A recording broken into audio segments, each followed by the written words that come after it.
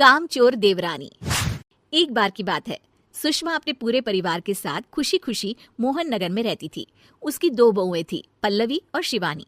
एक दिन दोनों बहुएं रसोई में काम कर रही होती है कि तभी उनकी सास सुषमा उन्हें बुलाती है। अरे बहू, जरा इधर तो आना। शिवानी, जरा जाकर देखना सासू माँ क्या कह रही हैं। दीदी आप ही देख लो ना जाकर, आपको भी तो सुनाई दे रहा है। अरे मैं आटा गूंद रही हूँ ना, तुम चली जाओ। हाँ तो मैं भी तो सब्जी काट रही हूँ ना दीदी। अरे बहू जल्दी आओ। ओह, ये तो जाएगी नहीं, मैं ही जाकर देखती हूँ कि क्या करना है। पल्लवी सुषमा के कमरे में जाती है। जी मम्मी जी, क्या हुआ? शाम को घर पर कुछ मेहमान आने वाले हैं, तो तुम अच्छा सा खाना बना लेना बहू। ठीक है मम्मी जी, आप बता दीजिए क्या क्या बनाना है और कितने लोग आ रहे हैं। सुनील की मौसी जी और उनका पूरा परिवार आ रहा है। कुल मिलाकर 3 लोग और हमें मिलाकर हुए 9 लोग। तो अभी से ही तैयारी करना शुरू कर दो। और हाँ, घर की सफाई भी कर देना, हाँ अच्छे से। जी मम्मी जी, सब काम हो जाएगा, आप चिंता मत कीजिए। पल्लवी शिवानी को घर में मेहमान आने वाले हैं इसके बारे में बताती है। क्या 9 लोगों का खाना बनाना होगा, घर की सफाई करनी है? बाप रे, सासू माँ ने तो हमें घर की नौकरानी ही समझ कर रखा है। ऐसा नहीं बोलते शिवानी, हम इस घर की बहू हैं और घर के काम करना हमारा फर्ज है।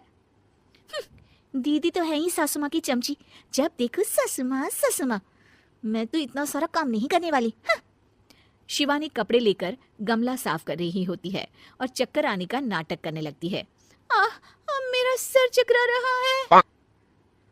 तभी वहाँ पल्लवी और सासू माँ जाते हैं। अरे बहू, क्या हो गया तुम्हें? मम्मी जी, बहुत तेज सर में दर्द हो रहा है। तुम एक काम करो शिवानी, आराम कर लो। नहीं नहीं दीदी, घर में मेहमान आने वाले हैं, मुझे आपकी मदद करनी चाहिए। अरे कोई बात नहीं शिवानी, तुम आराम कर लो, मैं सब काम कर लूंगी। ठीक है दीदी, अगर आप इतना कह रही हैं तो आराम कर लेती हूँ। शिवानी आराम से अपने कमरे में मैगजीन पढ़ रही होती है। इसे कहते हैं आराम की जिंदगी। इतना सारा काम। चलो, सारा काम खत्म हो गया, शिवानी को देख आती हूँ। शिवानी अपने कमरे में ईयरफोन में गाने सुनते सुनते सो जाती है और उसके साइड में मैगजीन भी रखी होती है। पल्लवी वहां आ जाती है और वो सब देखती है। ओहो, तो मतलब सब काम चोरी का बहाना था। अभी बताती हूँ इसको। घर का सारा काम मुझे करना पड़ा और ये महारानी यहाँ मैगजीन पढ़ रही है, गाने सुन रही है। पल्लवी रसोई से एक प्लेट और चम्मच लेकर आती है और शिवानी को थाली बजाकर उठाने लगती है। शिवानी अचानक से उठती है। उठ गई महारानी, गाने भी सुन लिए, मैगजीन भी पढ़ ली। तुम तो बहुत बड़ी झूठी निकली शिवानी। तुमने सर दर्द का बहाना बनाया ताकि काम करने से बच सको। हाँ बनाया बहाना, तो क्या करती, इतने सारे काम करती। मुझे कोई शौक नहीं है चापलूसी का। क्या चापलूसी? तुम्हें लगता है कि मैं सारे काम चापलूसी के लिए कर रही हूँ? नहीं तो क्या। तभी वहाँ सासू माँ आ जाती हैं। अरे बहू, वो लोग बस आने ही वाले हैं, तुम तैयारियां कर लो। जी सासू माँ, तुझे तो मैं बाद में देखती हूँ। सब खाना खाने बैठते हैं और खाना शुरू करते हैं। तभी सुनील की मौसी बोलती है। वाह भाई वाह, खाना तो बहुत ही अच्छा बना है सुषमा जी, एक एक चीज में क्या स्वाद है। ये सुनकर शिवानी मुंह बना लेती है। उसे अपनी जेठानी की इतनी तारीफ राज नहीं आती। आपकी बहुएं तो बहुत ही अच्छा खाना बनाती हैं। हाँ बनाती तो दोनों ही अच्छा है, पर आज ना ये सारा खाना बड़ी बहू ने बनाया है। छोटी बहू की तबीयत ठीक नहीं थी, सो इसलिए। मानना पड़ेगा सुषमा जी, आपकी बड़ी बहू तो बहुत ही गुणवान है। पल्लवी की तारीफ सुनकर शिवानी को जलन होती है। पल्लवी ये सुनकर खुश हो जाती है और शिवानी की तरफ देखकर उसे चिढ़ाती है।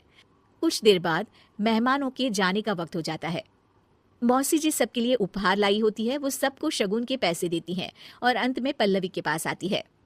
तुम्हारे लिए शगुन का लिफाफा तो है ही, पर बहू तुम्हें एक और उपहार भी मिलेगा इतना अच्छा खाना बनाने के लिए। मौसी अपने सोने के कंगन निकालकर पल्लवी को पहना देती है। ये लो, ये मेरे मनपसंद कंगन है, अब से ये तुम्हारे हुए। धन्यवाद मौसी जी। ये देखकर शिवानी तो पूरी तरह से जल जाती है और गुस्से से रसोई में चली जाती है। तभी वहां पल्लवी आ जाती है और उसे अपने कंगन दिखाने लगती है। देवरानी जी, अब आपका सर दर्द ठीक तो है ना? मुझे लगता है कि अब सर दर्द शुरू हो गया होगा आपका।